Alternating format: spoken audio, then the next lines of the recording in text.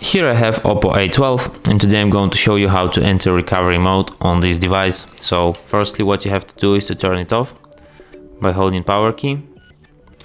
Then after it turns off completely, what you have to do is to hold down combination power key and volume down at the same time for a few seconds.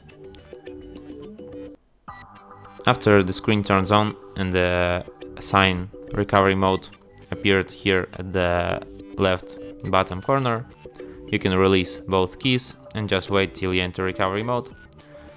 Here you select English and now you're in recovery.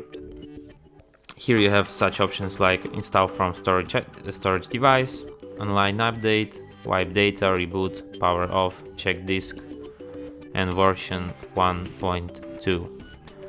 You can also navigate through the recovery mode using volume keys and select using power key. If you want to exit recovery mode, you can just power off your device here or reboot it. Let's reboot.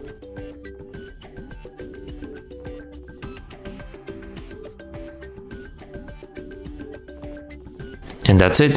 Thanks for watching. If you find this tutorial useful, don't forget to hit that like button and subscribe to our channel.